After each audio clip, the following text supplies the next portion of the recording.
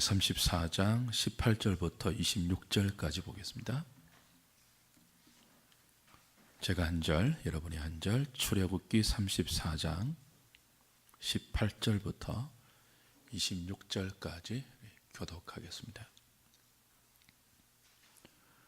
너는 무교절을 지키되 내가 내게 명령한 대로 아비벌 그 절기에 이래 동안 무교병을 먹으라. 이는 내가 아비벌에 애굽에서 나왔음이니라.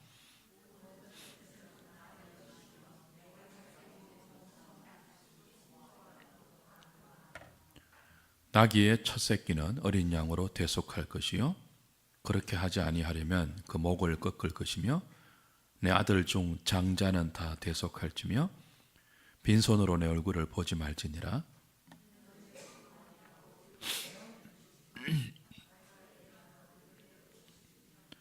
칠칠절 곧 맥추의 초실절을 지키고 새말에는 수장절을 지키라.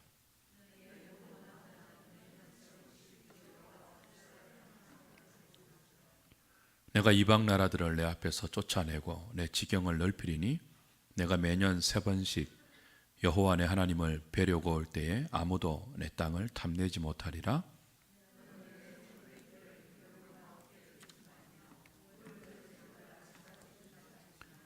같이 봅니다. 내 토지 소산에 처음 익은 것을 가져다가 내 하나님 여호와의 전에 드릴지며 너는 염소 새끼를 그 어미의 저주로 삼지 말지니라. 아멘. 출애굽기가 40장까지 있는데요, 25장부터 40장까지는 성막에 관한 내용입니다.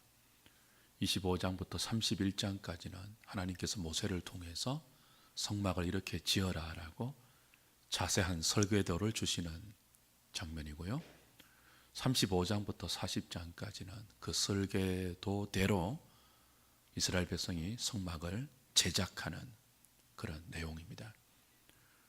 근데 그 중간에 32장, 33장, 34장이 지금 우리가 보고 있는 어떤 사건이에요?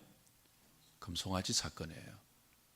그러니까 성막이 쉽게 이루어지지 않고 중간에 금송아지 사건이라는 엄청난 반역의 사건, 이스라엘 백성의 모기 고덤과 패역함을 여실히 드러내주는 이 사건이 중간에 끼어 있어서 하나님께서 그 백성 가운데 거하시면서 그들을 인도하고 그들을 보호하고 그들을 다스려 가는 것이 얼마나 어려운 일인가,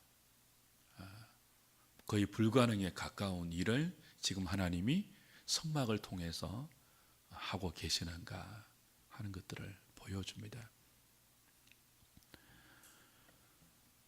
계속 확인해온 것처럼 이 금송아지 사건은 인간이 어떤 존재인지를 잘 드러내준 사건이죠. 이스라엘이 대변하는 인간의 인간됨, 어떤 존재이죠? 틈만 나면 옛 본성으로 돌아가 눈앞에서 하나님을 멸시하고 그분의 사랑을 짓밟고 그분을 조롱하는 존재가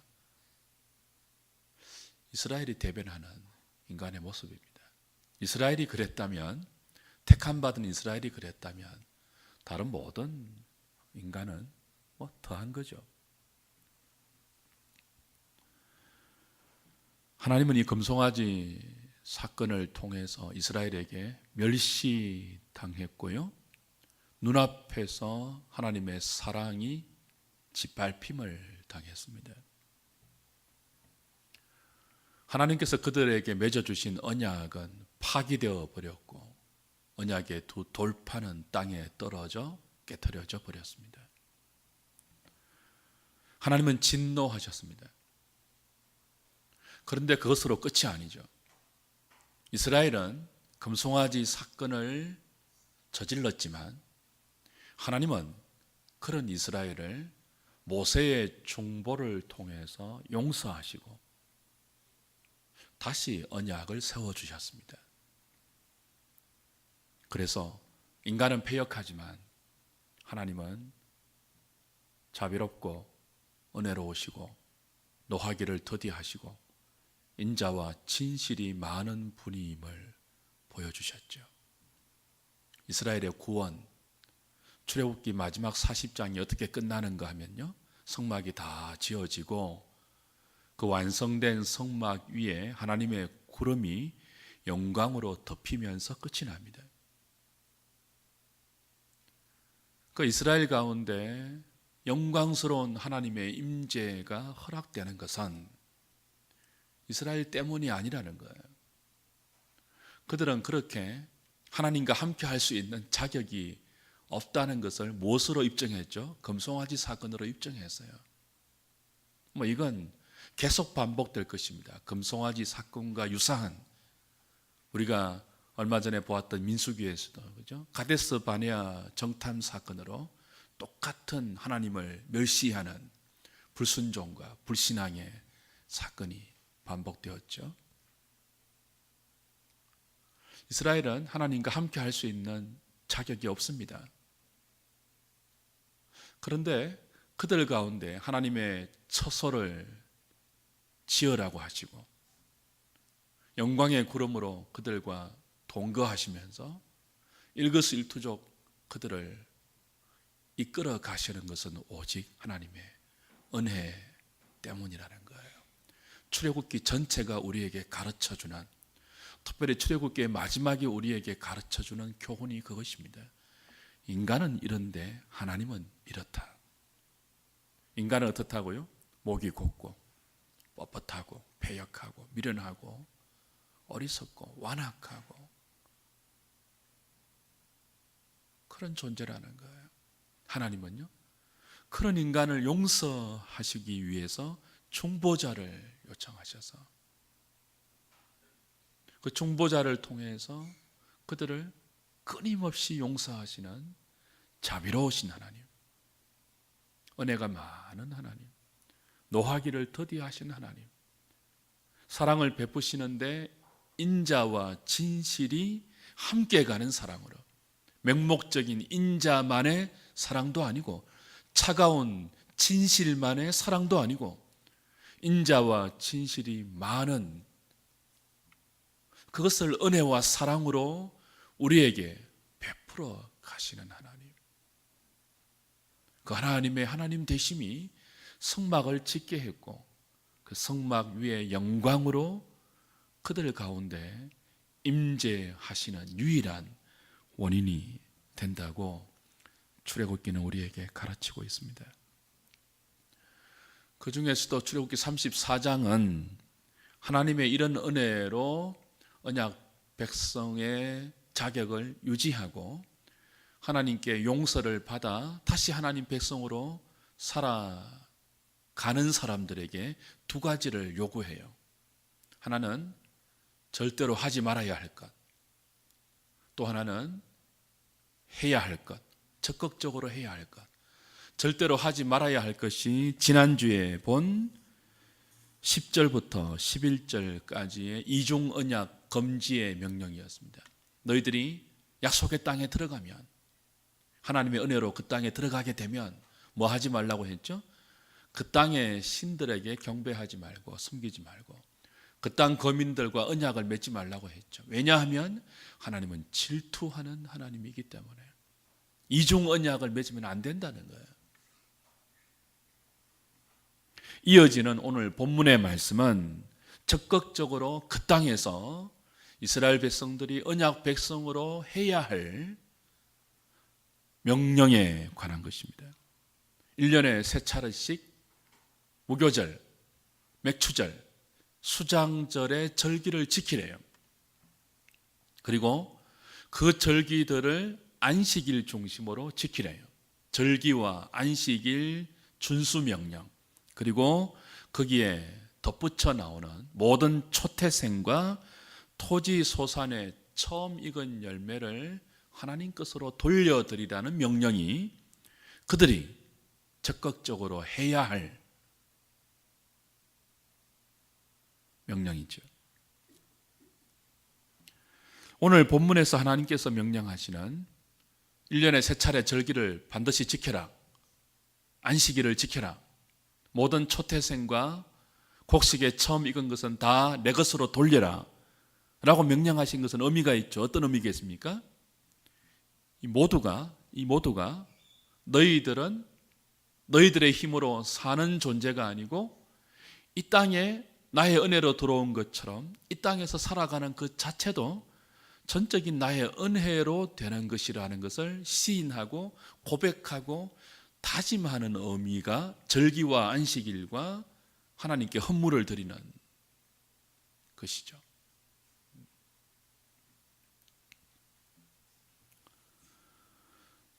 18절부터 24절까지는 1년에 3차례씩 이스라엘의 모든 남자가 성소로 올라가 지켜야 하는 3가지의 절기를 이야기합니다.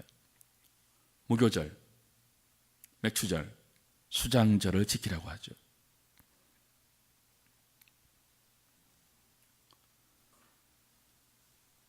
무교절이 어떤 절기입니까? 유월절이라고도 하는데요. 엄밀히 따지면 유월절과는 다른 절기예요.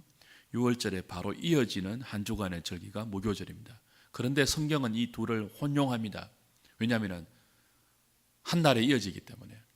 유월절은 그들이 출애굽한 날을 기념하는 절기죠. 유월절 어린 양의 피 때문에 그들이 죽지 않고 하나님의 심판에서 패스오버, 유월에서 구원을 받았으니까 그 유월절 어린 양의 피를 기념하는 절기예요. 구원의 은혜를 회고하는 절기죠. 그 하루, 유월절은 하루를 지킵니다. 하루를. 근데 그 하루, 유월절 하루가 끝나면 곧바로 한 주간 동안 무교절을 지키라고 해요. 자, 유월절이 구원의 은혜를 기억하는 절기잖아요. 그죠? 곧바로 한 주간 동안 무교절이라고 부르는 이유는 무교, 누룩이 없는 병, 떡을 한 주간 동안 먹는 절기거든요. 그래서 무교절이라고 불러요. 그래서 6월절의 은혜로 구원받았다면 곧바로 이어서 누룩 없는 떡이 상징하는, 누룩은 부패와 죄를 상징하는 것입니다. 모든 것들을 상징으로 풀 수는 없지만 분명히 상징으로 풀어야 할 것들이 있는데요, 누룩이 그에 해당됩니다. 누룩 없는 떡을 한 주간 내내 먹으면서 하나님의 은혜로 6월의 구원을 받은 하나님 백성이라면 누룩이 상징하는, 누룩이 시사하는, 누룩이 의미하는 죄와 분리되는, 부패와 구별되는 거룩한 삶을 이어간다는 것을 무교절이 가르치는 거죠. 그래서 6월절과 무교절은 곧바로 이어집니다. 뚝 떨어지지 않는다고요. 구원받았으면 곧 성화의 삶을 살아야 한다는 거예요. 칭의와 성화는 연결된다는 거죠. 은혜로 연결된다는 거예요. 너희들이 하나님의 은혜로 구원받았다면 그 은혜로 어떤 삶을 살아야 한다고요? 누룩이 없는 삶, 죄를 극복하고 죄를 이기려는 삶, 세상과 구별되는 거룩한 삶을 살아야 한다 하는 거죠. 맥추절은 6월절로 카운터해서 50일째 되는 날 지키는 절기입니다. 그래서 어떤 절기라고 부릅니까? 오순절이라고 부르죠. 6월절이 보리추수를 시작하는 날에 해당됩니다. 그 50일 동안 보리추수가 다 끝나는 날이 77절, 맥추절이에요. 맥추, 보리를 추수하는 날이죠. 보리추수가 끝나는 날. 77절은요, 6월절 뒤에 7주간이 지난 때니까 77절이라고 부르죠. 오늘 본문에 77절, 곧 맥추의 초실절을 지키고, 초실절은 어떤 의미로 붙여진 이름일까요? 이제 그 6월절 50일 뒤에 보리추수가 다 끝나고 나서 그 추수한 첫 번째 곡식을 하나님께 돌리도록 되어 있습니다. 초실, 첫 번째 열매. 그래서 초실절, 맥추절, 오순절 똑같은 의미입니다. 그걸 지키라는 거예요. 하나님의 은혜로 약속의 땅에 들어가서 농사를 했습니다. 보리를 수확물로 얻었어요. 자신들이 물론 이마에 땀을 흘리고 열심히 수고해서 수확을 거두었지만 그들은 어떤 고백을 해야 한다는 거죠? 이 모든 수확은 하나님의 은혜 때문입니다. 그걸 고백하는 절기가 맥추절, 칠칠절, 오순절입니다. 애굽의 종으로 살았더라면 농사 짓지도 못하잖아요. 실컷 거두어도 그건 다 바로 것이거든요. 광야에는 농사를 못 짓습니다. 약속의 땅에 들어가면 비로소 농사를 지을 것인데 그 땅에 들어가서는 꼭 이 절기를 지키라는 거예요. 어떤 의미죠? 꼭 하나님의 은혜를 인정하고 그 하나님의 은혜를 고백하고 그 하나님의 은혜를 의지하는 삶을 너희들은 살아야 한다는 것입니다. 비록 너희들의 힘과 너희들의 땀과 너희들의 열심이 농사를 짓는 겉으로 드러나는 중요한 원인이지만 너희들의 고백은, 너희들의 정신은, 너희들의 삶의 원리는 이 모든 것이 하나님의 은혜로 허락된 것입니다. 잊지 말라는 거예요. 그래서 맥추절은 추수의 은혜를 감사하는 감사의 절기이죠. 마지막 절기가 뭡니까? 수장절입니다. 22절 마지막에 새말에는 수장절을 지키나, 다른 말로는 장막절이에요. 가을에 봄의 보리추수, 밀추수, 가을의 모든 추수가 끝났을 때 그 수확물을 수장, 저장하는 절기입니다. 큰 기쁨의 날이죠. 모든 풍성한 수확물을 창고에 다 저장하고 그 맥추절과 똑같이 뭐라고 고백하는 거예요? 이 모든 것이 하나님의 은혜 때문입니다. 고백하라는 거예요. 동시에 수장절은요, 한 주간 내내 초막을 짓고 집에서 살지 못하고 초막을 짓고 초막 안에서 생활하도록 했습니다. 뭘 바라보는 거죠? 광야 40년 동안 텐트 치고 초막 짓고 살았지 않습니까? 광야 40년 곡식도 없고 물도 없고 옷도 없는 기적으로 인도해 주신 그 광야 40년을 돌아보면서 하나님의 인도하심이 오늘 이 약속의 땅까지 이어져서 이 풍성한 곡식을 우리에게 주신 것입니다. 그걸 고백하라는 것입니다. 그게 수장절입니다. 그러니까 6월절, 무교절 같은 의미로 볼 수 있죠. 그리고 77절, 초실절, 맥추절 같은 의미로 볼 수 있죠. 수장절, 장막절 같은 절기의 이름이죠. 이 세 절기를 지키는 의도가 무엇입니까? 의미가 무엇입니까? 하나님의 은혜를 기억하라는 거예요. 인정하라는 거예요. 그리고 앞으로의 삶도 하나님의 은혜를 의지해서 살아가라는 거예요. 자, 다시 복습입니다. 아직 약속의 땅에 들어가지 않았습니다. 아직 성막도 다 안 지었어요. 설계도를 다 받았는데 반역의 사건이 일어났다고요. 금송아지로. 하나님과의 언약이 깨트려져 버렸습니다.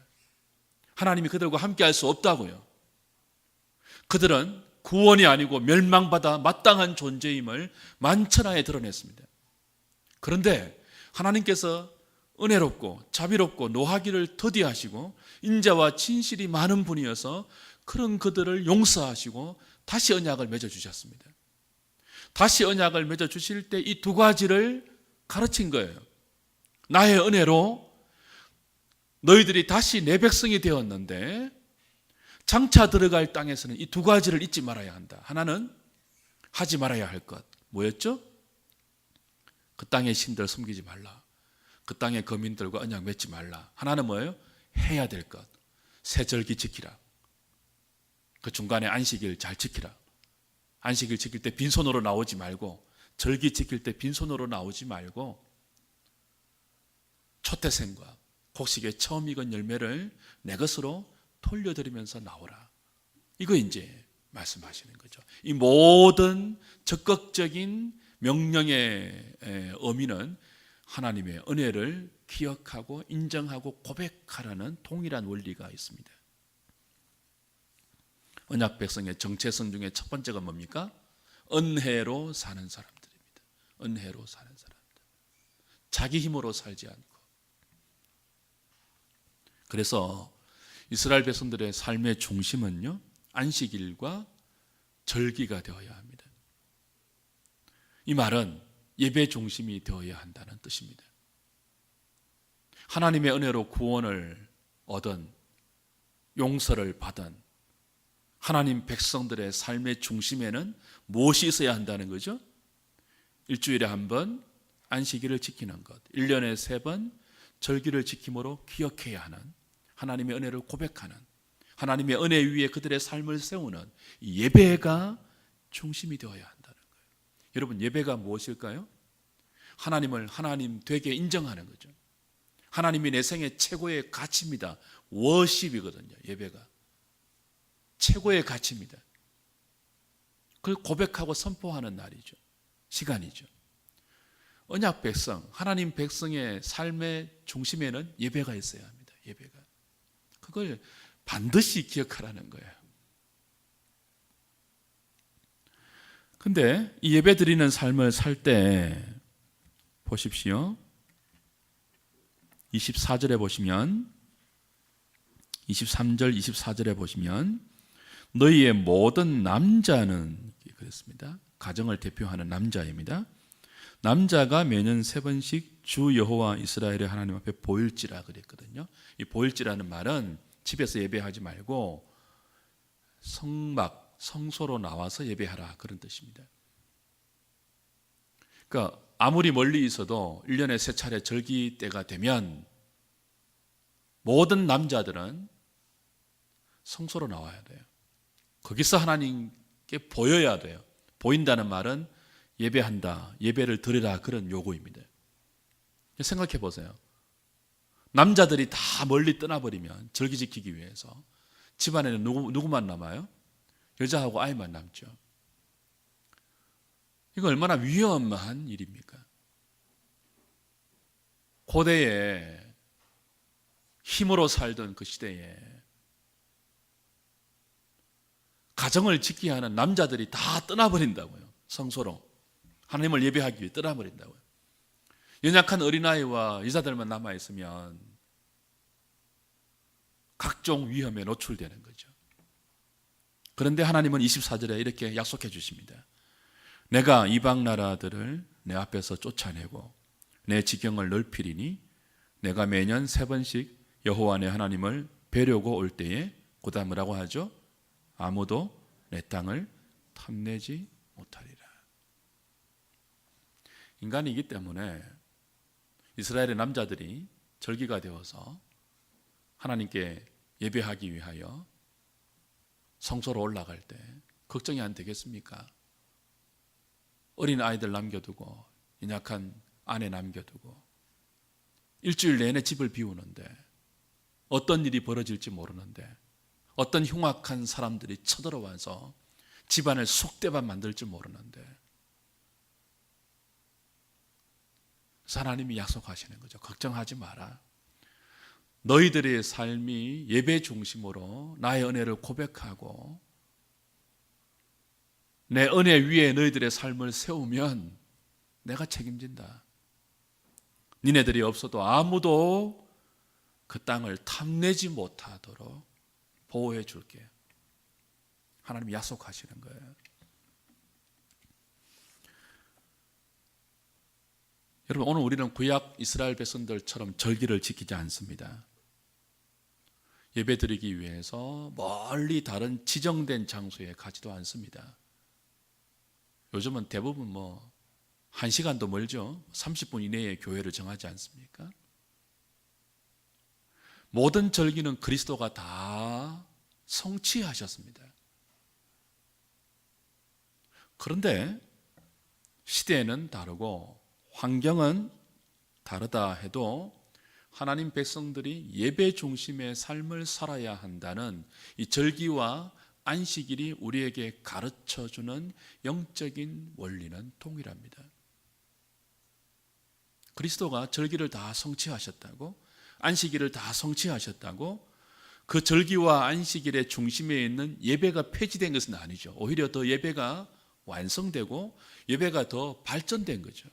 그리스도 중심으로, 예전 중심에서 그리스도를 밝히 드러내는 말씀 중심으로 완성된 것이지 예배 자체가 폐지된 건 아니죠. 그때도 지금도 하나님의 은혜로 언약 백성 된 저와 여러분들은 우리의 삶의 중심을 무엇에 두어야 한다고요? 하나님의 은혜를 시인하고 인정하고 고백하는 예배 중심이 되어야 한다는 거예요. 수요일도 나오고 주일 오전도 나오고 오후도 나오고 때마다 교회가 함께 예배드리는 이 시간 나오면 그 시간에 밥 벌어 먹는 사람들에 비해서 우리가 늦게 가는 것은 아닐까? 학생들 같은 경우 학원 가고 과외받고 열심히 취직 준비하는 그 시간에 틈만 나면 교회당에 나와서 예배드리는 그 시간이 아까울 수 있잖아요. 근데 하나님 말씀하십니다. 남자들이 다 나를 예배하기 위해서 성소로 다 올라와도 너희들 가정은 내가 지켜준다. 아무도 네 땅을 탐내지 못하도록 내가 보호해준다 약속하고 있는 거예요. 여러분, 이 사실을 믿으셔야 돼요. 예배 중심으로 사는 사람들은 누가 책임진다고요? 예배를 받으시는 하나님이 책임지세요.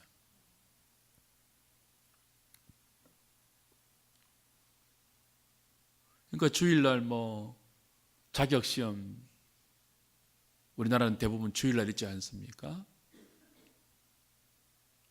예배가 우선이냐, 자격시험이 우선이냐, 믿음으로 선택해야 되겠죠. 그 자격시험 주일날 못 쳐서 취직을 못하면 어떻게 해요, 하나님? 너무 나이브한 적용입니까? 그럼 우리는 믿어야 돼요. 예배 중심으로 살면 누가 책임진다고요? 하나님이 책임지십니다. 이 시대가 이런 믿음을 조롱하는 시대입니다. 자꾸 세련되게 믿으려고 하고 온갖 합리적인 변명들을 내세워서 하나님의 말씀의 원초적인 본질을 희미하게 하는 시대이지만 우리 믿어야 돼요. 예배 중심으로 살면 하나님이 우리의 삶을 이끌어 가시고 책임지시고 보호하신다. 그것이 언약 백성의 삶의 기초라는 거죠.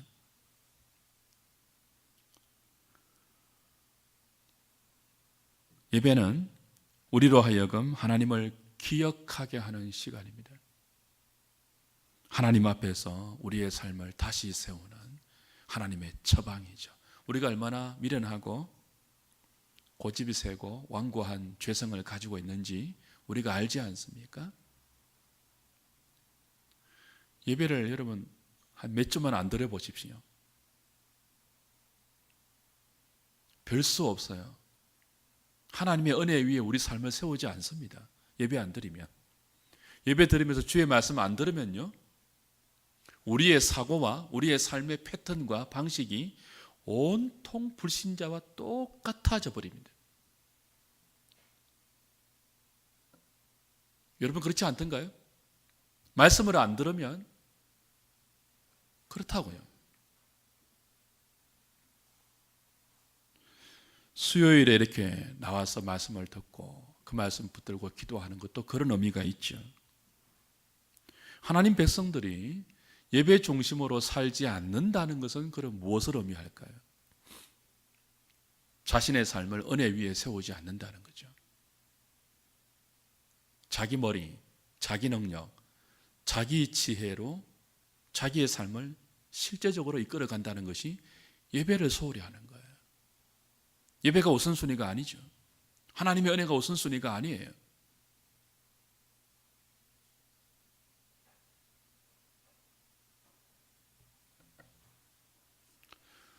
사실 그렇게 믿는 것은 엄밀한 의미로 진정한 믿음으로 아직 들어온 게 아닙니다. 구원받은 사람의 첫 번째 특징은 뭐죠? 예배의 부름에 믿음으로 반응하는 거예요.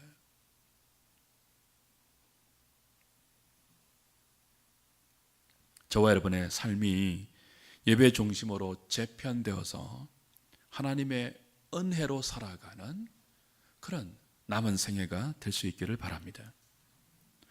그 다음에 이제 이 세절기 중간중간에 안식일을 지키라는 말씀들이 꼭 끼어옵니다.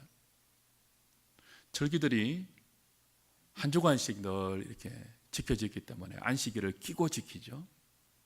그래서 절기의 베이스는 안식일 예배입니다. 이미 안식일은 십계명을 다룰 때 다 확인한 바 있죠. 엿새 동안은 열심히 일하지만 일곱째 날에는 모든 일을 중단하고 쉬면서 하나님을 예배하는 날이 안식일이에요. 이 안식일에는 두 가지 안식일을 지키는 모티브가 있다고 했죠. 하나가 뭐였습니까? 출애굽기 19장에 나오는 창조의 모티브예요. 그러니까 안식일은 무엇을 기억하는 날이죠? 하나님의 창조를 기억하는 날이에요.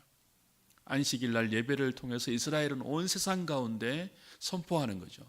세상의 창조주가 우리가 예배하는 여호와다. 자신들은 고백하는 것이고 세상을 향하여서는 선포하는 거예요.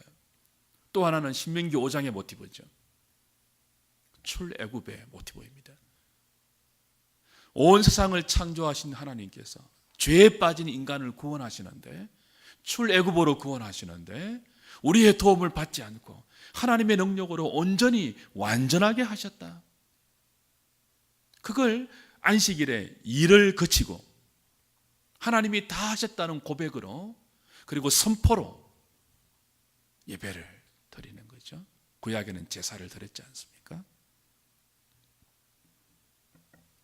그래서 안식일을 지키는 것은 언약 백성들이 살아가는 삶의, 그리고 예배의 중심이죠.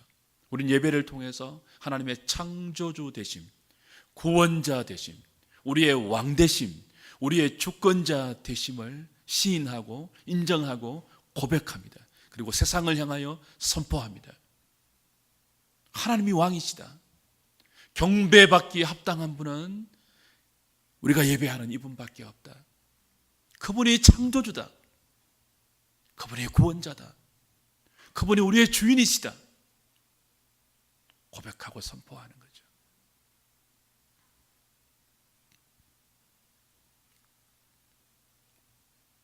특별히 이 안식일 예배는요, 하나님께서 거룩하게 구별하여서 우리에게 주신 날입니다. 하나님이 어떤 하나님이라고 했죠? 질투하는 분이라고 했죠. 이 성막을 만들어가는, 율법을 주시고 성막을 만들어 가시고 언약을 갱신하실 때 강조하신 하나님의 이름이 질투하는 하나님이에요. 질투와 언약은 불가분의 관계입니다. 사랑으로 맺어진 관계에서 필연적으로 등장하는 감정이 질투예요. 그런데 이 질투하기까지 우리를 사랑하시는 하나님께서 우리와 특별히 사랑의 교제를 나누기 위하여 한 날을 구별시켜 주셨다고요. 그 날이 언제예요? 안식일이에요. 그러니까 안식일은 하나님의 창조주 되심을 고백하고 하나님의 구원자 되심을 선포하는 동시에 또 한 가지 중요한 영적 의미가 있죠. 어떤 의미예요? 우리가 하나님께 나아가 그분의 사랑을 받고 사랑을 확인하고 우리의 사랑을 그분께 고백으로 드리는 날이에요. 그걸 위해서 특별히 구별해 주신 날입니다. 모든 일들로부터 쉼을 누리면서 하나님을 예배하고 사랑의 교제를 나누는 거죠. 여러분, 여기에는 하나님 백성이라면 예외가 없습니다. 어떤 특별 면제 조항도 없습니다. 그래서 안식일 날 일하면은, 예배하지 않고 일하면은 돌로 쳐서 죽이는 거예요. 언약 백성에서 끊어지게 하는 거죠. 언약 백성이 아니라는 거예요. 하나님의 창조를 부정하는 것이 되니까요. 하나님의 구원을 멸시하는 것이 되니까요. 하나님의 사랑을 거부하는 것이 되어버리니까요. 나는 하나님이 특별하게 지정해 주신 이 날이 싫어요. 나는 내 힘으로 살아야 되겠습니다. 나는 하나님의 창조의 능력을 믿지 않아요. 나는 하나님의 구원의 능력을 믿을 수가 없어요. 그게 뭐죠? 안식일을 어기는 거예요. 그러니 끊어지는 거죠. 돌로 쳐서 맞아 죽고 그 언약 백성에서 끊어진다고 하신 거죠. 출애굽기 35장 가면은 다시 이 안식일에 대한 강조가 반복됩니다. 사랑하는 여러분, 주일 예배를 결혼식, 친척 결혼식, 어떤 사업, 기타 등등 여러 가지 이유로 건너뛰지 않는 여러분 되면 좋겠습니다. 하나님 얼마나 서운하시겠습니까? 특별히 만나자고 지정해서 우리에게 주신 날인데, 그 우리가 뭐 아무런 생각 없이 훌쩍훌쩍 건너뛰면서 그냥 하나님 만나는 것보다 다른 거 하기를 더 즐겨할 때 질투가 폭발하는 거죠, 하나님께서.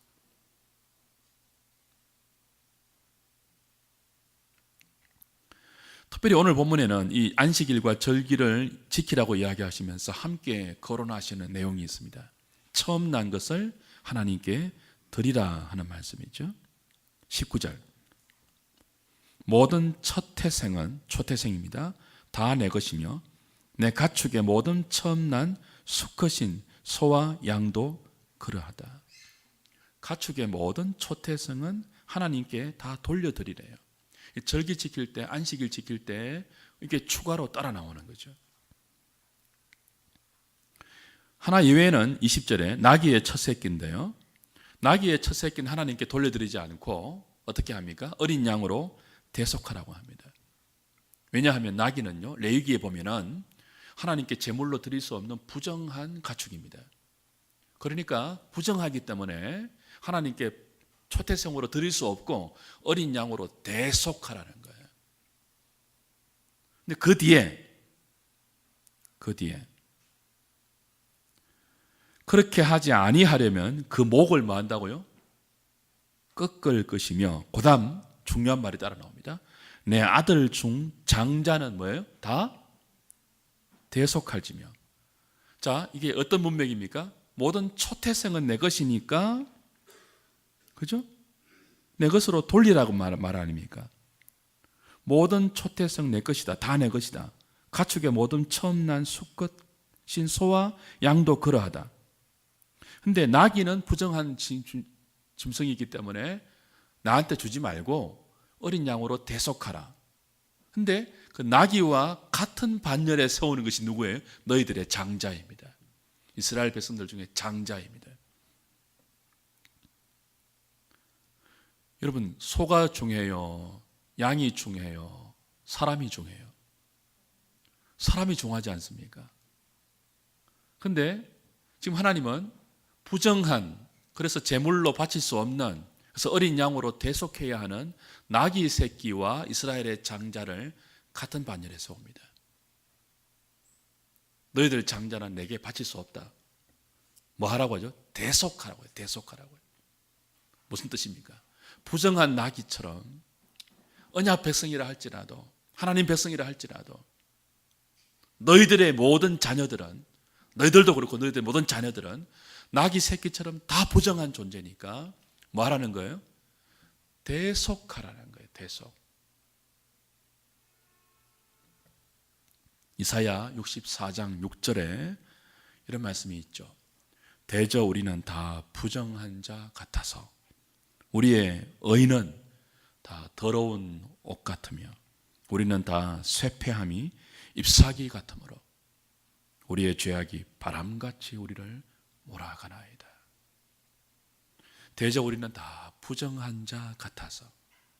거룩한 이스라엘의 장자인데 하나님은 부정한 가축인 어린 나귀와 똑같이 취급하면서 대속이 필요하다.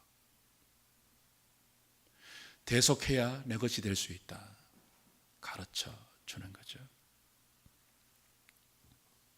여러분, 아무리 귀한 자식이지만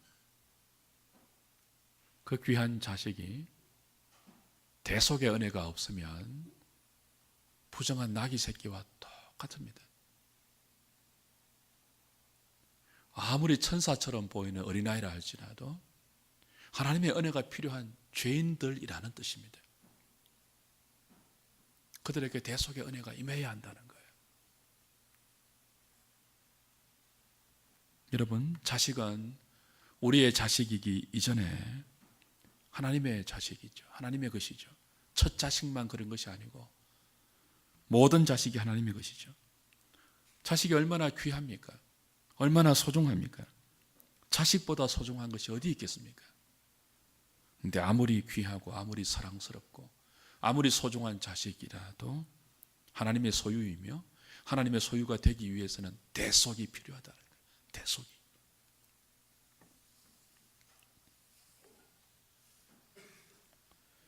그리고 20절 마지막에 또 이 말이 대속의 문맥에서 또 이 말이 추가로 따라 붙습니다. 빈손으로 내 얼굴을 보지 말라. 그렇죠? 절기를 지키고 무교절을 지킬 때 안식일을 베이스로 해서 지키는데 초태생 다 내게로 돌리라. 근데 어린 나귀 새끼는 대속하라. 너희들 장자도 다 내게로 돌려야 하는데 대속하라. 대속할 때 뭐죠? 빈손으로 나오지 마라. 빈손으로 내 얼굴을 보지 마라. 이렇게 이야기하세요. 왜 이런 말씀이 여기서 이어질까요? 적나라하게 말하면 헌금 가지고 예배드리라 그 뜻인데요. 치사하게 시리 꼭 마지막에 돈을 붙여야 되겠습니까? 하나님께서? 그런 의도가 아니겠죠. 왜 하나님께서 자식 이야기를 하면서 너희들 자식 다 내 것이다. 자식은 자식만이 아니고 너희들 모두가 다 내 것이다. 그런 뜻이죠. 초태성은 대표 원리 아닙니까? 그러니까 너희들이 전부 다 내 것인데 너희들이 자식도 그렇고 너희들이 다 내 것인데 너희들을 내 것 만들기 위해서 하나님이 하신 일이 있습니다. 그게 뭐죠? 대속이에요. 대속. 누구를 대속 제물로 주셨죠? 하나님의 자식입니다. 하나님의 아들. 그러니까 이스라엘이 하나님의 소유된 것은 그냥 된 게 아니라는 거죠. 하나님의 아들이 대속의 제물이 되시고 그 부정한 이스라엘을 자녀 삼으신 거예요. 그 대속의 은혜로 언약 백성이 된 거예요. 그 대속의 은혜를 인정하고 고백하고 믿는다면 빈손으로 나오지 말라는 거죠.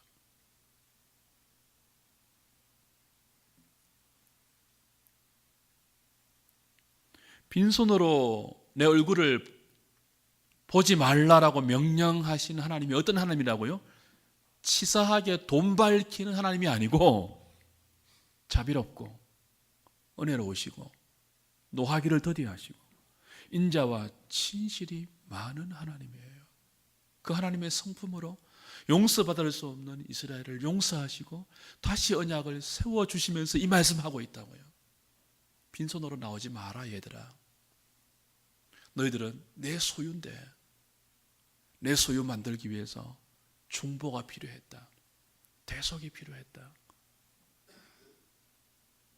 그거 니네들 자식들 대속으로 내게 바칠 때 빈손으로 나오지 말고 대속으로 내게 바칠 때 그걸 인정하고 확인하면서 내게로 나오라.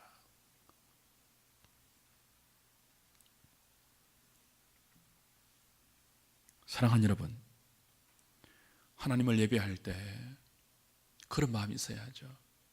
독생자의 대속의 은혜, 독생자를 내어주신 자기 자식을 내어주신 우리를 자녀 만들기 위해서 그 은혜 때문에 우리가 오늘 여기 있습니다.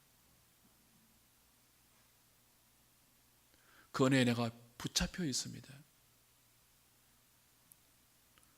그런 마음을 우리 예배에 담으라는 거죠. 그래서 예배 드릴 때 남는 시간에 예배 드리는 것이 아니고 남는 물질을 드리는 것이 아니고 남는 열심과 헌신을 드리는 것이 아니고 최상의 것을 하나님께 드립니다. 시간도 가장 먼저 떼어놓고 예배 드리는 시간은 헌금한 물질도 가장 먼저 떼어놓고 옷도 가장 정성스러운 것으로 떼어놓고 이게 유치한 게 아니에요. 하나의 사상이죠. 언약 백성의 가치관이죠.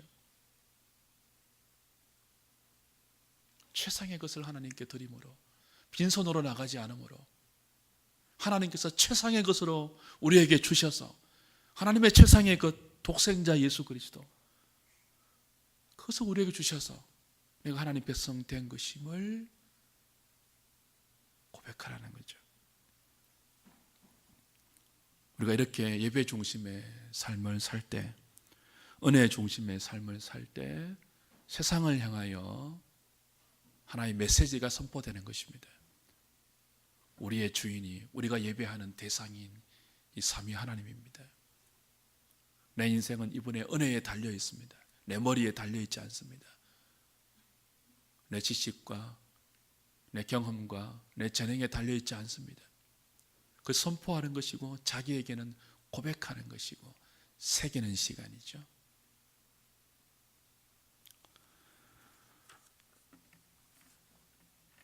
사랑하는 여러분, 진리가 우리에게 말씀으로 선포되면요, 이 진리는 데이터의 촉적으로 끝나지 않습니다. 교회에서 선포되는 하나님의 말씀이 진리로 우리에게 다가오면요, 이게 지식의 습독으로 끝나는 것이 아니고 하나의 사상으로 형성이 됩니다. 무엇으로 끝나지 않고요? 지식으로 끝나지 않고 무엇으로 형성된다고요? 사상으로 형성이 되어요. 지식은 잊어버릴 수 있고요, 지식만 가지면 나중에 변절될 수 있습니다. 얼마든지. 근데 사상이 형성되면요, 목숨을 겁니다. 그 사상에. 예를 들면 기독교 진리의 사상 아니더라도 공산주의, 자본주의, 사회주의, 하나의 사상이거든요. 그 사상이 들어오면요, 거기 목숨을 건다니까요, 사람들이. 제가 대학 다닐 때 한참 데모가 많은 때였습니다. 제가 81학번이니까. 저는 데모를 한 번도 안 했습니다. 친구들이 데모하는 순간 저는 나이트클럽에 있었습니다. 뭔 차일까요? 데모했던 친구들은 나름대로 뭐예요? 나름대로 사상을 공부한 거예요. 그들의 머릿속에, 그들의 가슴 속에 사상이 들어온 거예요. 그 사상이 그들의 삶을 변화시켰죠. 기독교 진리는 그렇습니다. 기독교 진리는 우리를 지식군으로 머물게 하지 않습니다. 우리에게 하나님 나라의 언약 사상을 형성시킵니다. 그리고 그 사상은 우리의 삶을 구체적으로 바꾸어 놓습니다. 어떻게 해요? 예배 중심으로, 은혜 중심으로, 거룩한 삶으로. 저와 여러분이 하나님 말씀을 그냥 지식으로 받고 끝나는 것이 아니고, 그 들었던 모든 진리의 말씀들이 우리 안에, 우리도 모르는 사이에 진리의 사상이 되어서 자리 잡히고, 그 사상이 우리를 변화시키고, 그 기독교 사상, 하나님 나라의 사상에 우리의 남은 생을 걸게 하는, 예배에 헌신하게 하는 그런 결과로 이어질 수 있기를 주님의 이름으로 부탁드립니다. 찬송하고 기도하죠.